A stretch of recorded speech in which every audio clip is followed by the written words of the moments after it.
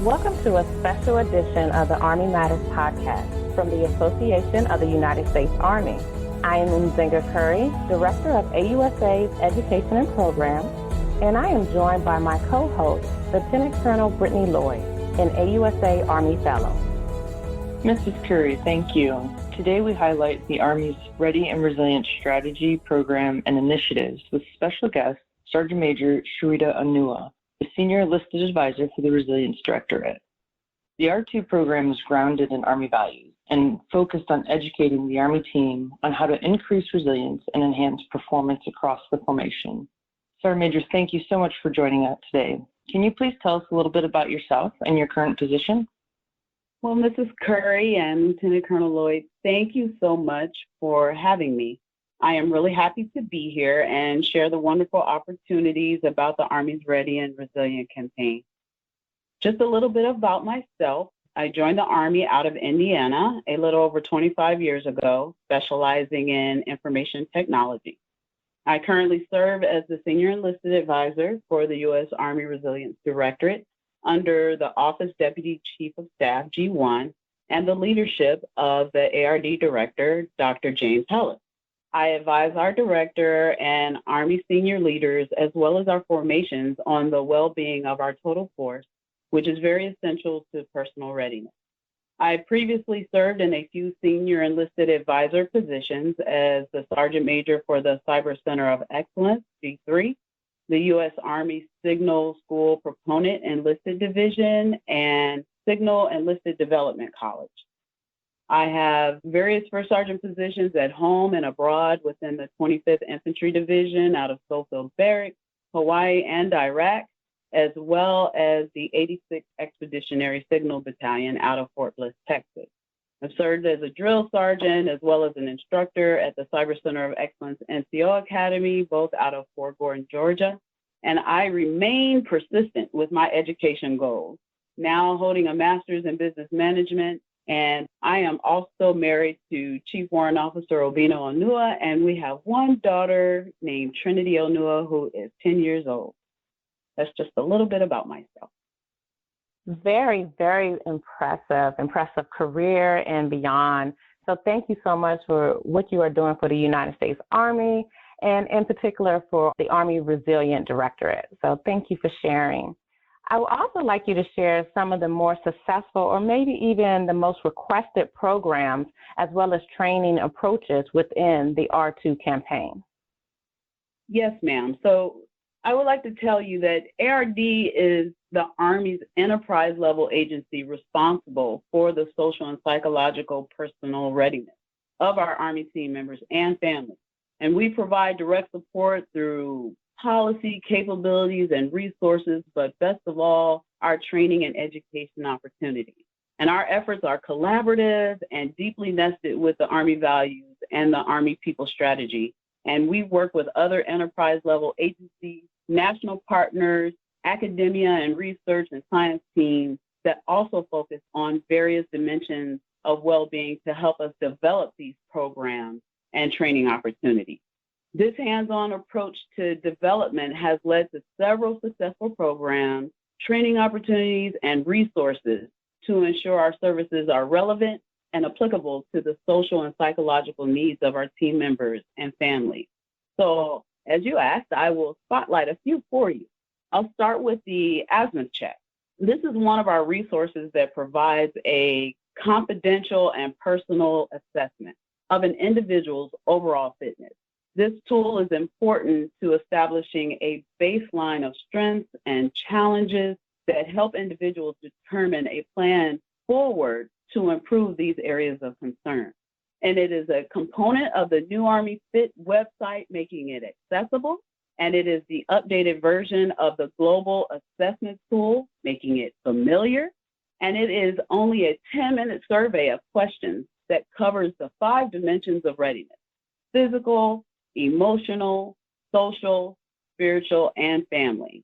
This particular program returns a comprehensive assessment of the individual's current state of well-being, and this brings light to what categories of resources that they may need to access to improve those areas. They can also use one of our resources called Resilience in Focus. We call it RIF.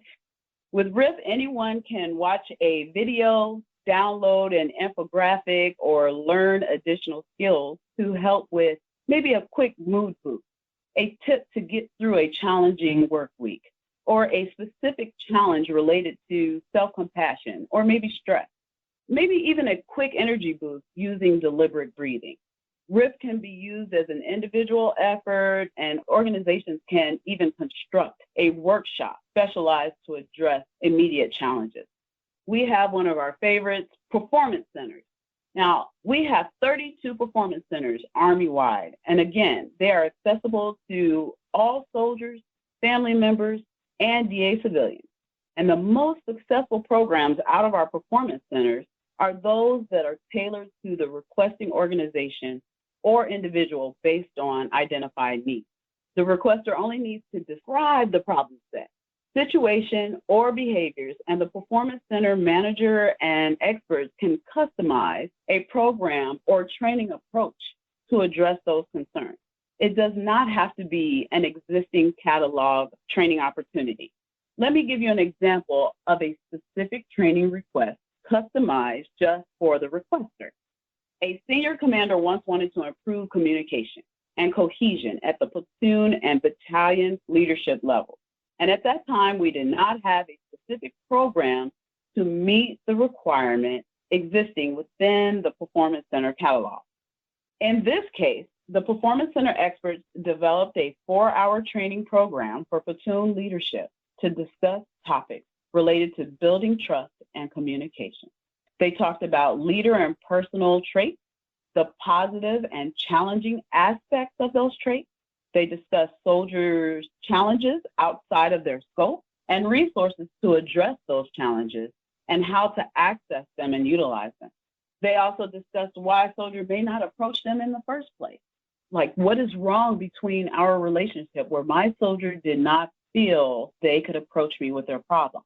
They discussed trust and the building component, and also the destructive behavior that can break that trust. Just important to the entire training experience was the confirmation of learning through scenarios and discussions centered around comprehensive feedback from the participants. For this particular senior leader, the positive outcomes of this implementation led to a formalized training approach we now call Gaining Resilience in Training, or for short, it is called GRIT. ARD now offers this particular training across all our performance centers, and we have actually adapted an additional program that is 2 hours long, and it is called GRIT T, or Grit Together, and it is for company and battalion level leadership. So that is a great example of how training did not exist and customized training was put together for the requester based off of their needs. We also have a great program called Engage, which started as a customized training package for leaders ranging from specialists to brigade commanders. And this particular program emphasizes bystander intervention and pro-social behavior, teaching people how to recognize behavioral deviations and the empathy and skills required to take action.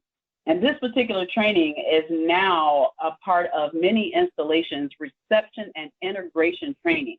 So new soldiers to the Army and new soldiers to that particular organization learn how to engage and support other team members when they see signs of distress. One of our major success stories is Master Resilience Training. I have to spotlight MRT.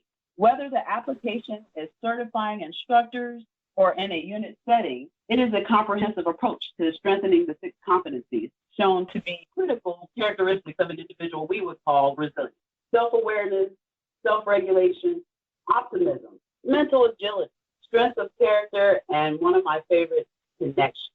Participants learn skills to strengthen relationships through communication strategies, but they also practice constructive response and how to effectively discuss problems, which are all critical throughout our formations and our family homes. And last, I will leave with you our monthly outreach webinars. Now, this particular resource we utilize across all of the programs under the Army Resilience Directorate. However, when we use it for the Ready and Resilient campaign, we use it for learning, exchanging ideas, and discussing the latest research, policy tools, and sharing that with the formation and the audience. We discuss best practices with leading practitioners and national subject matter experts. And we close out the session with a question and answer session that allows the audience to interact with those briefers and kind of close the gap of information if needed. So those are just some examples of some of the success stories within our Ready and Resilient campaign, ma'am. That is really impressive. And there are a lot of resources that you mentioned from the webinars, I believe you said grid, as well as the engagement training. And I love how you stated that fellow team members are equipped or being equipped to help those that they may see some concern or see something that they need to speak up about. But I also am glad you mentioned families, and then you talked about the physical, emotional, and mental aspects of individuals. These are really helpful and needed as we are seeing during these times and beyond. But I would love to receive a little more information about, I believe you said 32 performance centers, and they are available to active soldiers, DA civilians, as well as families. So how do folks access or utilize these centers? So, ma'am, I am so happy to share this with you. Accessibility and simplicity are the best terms that I can use to describe requesting service at our R2 performance centers. Our soldiers, family members, and DA civilians only need to go to the Army Resilience Directorate website. And if you don't remember the website, all you have to do is Google. It comes right up. You click on the Ready and Resilient link, and then you select the I want to schedule training link. And immediately you will see the information needed to submit the training request. You'll see an ARD email link and a R2 Performance Center link that will take you to a map displaying the base location and phone numbers of all the performance centers Army-wide. Either option will take you to the link to initiate a service request with the performance center nearest you. And if you cannot go to the performance center, as an organization, you can request a team of performance experts to come to your location free of charge to provide you the service requested. Let me give you an example of a simple training request. A senior leader spouse who completed the Master Resilience Training to improve family services through the unit Soldier and Family Readiness Group to help family members better cope with the stressors related to COVID restrictions. She complemented the program's user-friendly website, platform, and customer service throughout the process. I was ecstatic to hear that because we aim to be as user-friendly to our customers as possible. So this was a great news story, ma'am.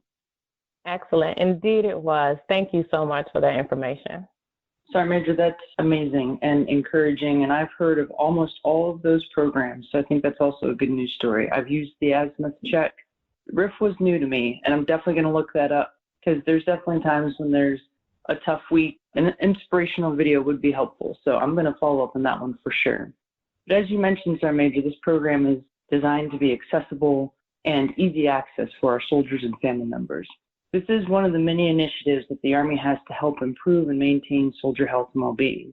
What are some of the best practices or mechanisms that you've seen that kind of helps these skills resonate and stick with the soldiers? Ma'am, I'd have to say realistic application is the key. Take it out of the classroom and off of the PowerPoint. Align resilience training with existing calendar opportunities or soldier and family readiness group events. Let the team members and families see what application looks like in their environment and how to apply in familiar scenarios. The key is to be realistic, learn proactive behavior, build a habit of use, and associate the terminology of skills during practice to create knowledge building blocks. Let's talk about a couple examples of realistic application. The R2 Performance Center experts collaborate with the Holistic Health and Fitness Cognitive Performance Specialist to help optimize physical performance related to various events like obstacle courses, marksmanship ranges, and even the Army Combat Fitness Test.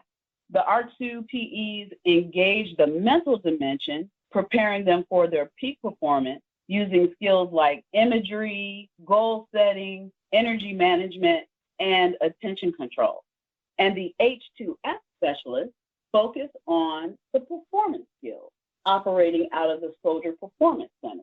So that is a great partnership for the comprehensive performance efforts of the soldier. We also even partner with the U.S. Army's World-Class Athlete Program. You know, our soldiers are warrior athletes who aim for optimum performance. And there is no better opportunity than the Army World-Class Athlete Program, in which we are working with warrior athletes competing in events like the Olympics. Our performance experts help build the resilience skills for our soldiers who want to serve and represent the country at the same time. For example, renowned athletes like Staff Sergeant Naomi Graham, a professional boxer who is using goal setting to get after winning the Olympic gold, and Sergeant Emily Sweeney, professional luger, who bounced back from major injuries sustained in a competition accident. Sergeant Emily said having the accident and being a soldier at the same time made her feel like she received a master class in resiliency. It is something magnificent to see our warrior athletes combine their talents with the mental skills learned through the Ready and Resilient campaign and achieve desired performance despite their challenges. Ma'am, these are just a few examples of how realistic application increases the likelihood that these skills will stick or resonate for a lifetime. Sergeant Major, that's amazing. I like that the cohesion between the H2F program and the R2 program. It's always encouraging when we can see collaboration and cohesion between the different initiatives that the Army's put together. And I've definitely seen a lot of that recently, especially with the People First initiatives, really ensuring that we focus on our soldiers and making sure that they're healthy all the way around. Unit cohesion, though, is crucial to a lot of our mission sets and responsibilities, which stems from healthy soldiers from the get-go. But it's also predicated on trust and respect of each other. Can you kind of describe how your training reinforces diversity and inclusion? Absolutely, ma'am. First, I got to say it is important to note that the Army is a global leader in diversity, evident throughout the formation. Equity and inclusion are essential to leveraging and cultivating all of the attributes, experiences, talents, and characteristics from those diverse backgrounds.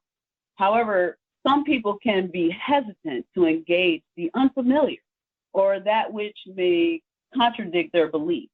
Ready and Resilient offers a confirmation bias training. This training event cultivates objective listening and improved relational comparison of discussion topics. And participants learn to engage information that may initially challenge their view without immediately rejecting it or immediately confirming their own bias. The outcome is accepting one another while respecting differences. We also offer a variety of team building trainings that, again, may be customized to address appreciation for diversity and improving inclusion, leading to more cohesive teams.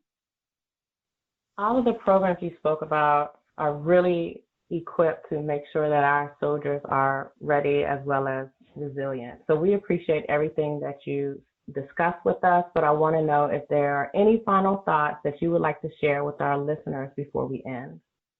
Yes, ma'am. I just have to say that resilience is not just about bouncing back from major life challenges. It is also about how to navigate dynamic environments and overcome the challenges as they are presented to you through preparedness and leaning on those core values to strengthen resilience and character through those experiences. And I believe the Army's Ready and Resilient strategy is set to strengthen individual and unit readiness, as well as foster the cultures of trust and team cohesion that are essential to the very nature of our organization. And I believe the policies, resources, and programs that are grounded in our Army values and nested with the Army People strategy will continue to ensure and improve the health and well-being of our team and family members throughout the Army. And resilience is the foundation for the success and well-being of our people and the Army. So we have to continue to remain diligent in our efforts in that aspect. I appreciate you sharing all the information that you shared today. It definitely is value added, and we appreciate this information being passed on to our listeners. So I really appreciate, again, Sergeant Major Onugha for joining us today and sharing with our listening audience the resources, support, and efforts of the Army R2 program. Appreciate your time, and again, thank you for your service. To all our listeners, thanks for joining us. Be sure to subscribe to the Army Matters podcast on iTunes and everywhere podcasts are found. The Army Matters podcast series is brought to you by the Association of the United States Army, the U.S. Army's professional association, member-supported, Army-connected. Visit us at AUSA.org for more information or to become a member. Your membership helps AUSA continue to carry out its mission to educate, inform, and connect with the total Army, our industry partners, and our supporters of a strong national defense. For questions or to provide topic recommendations, email us at podcast@ausa.org. Have a great Army Day. Hua.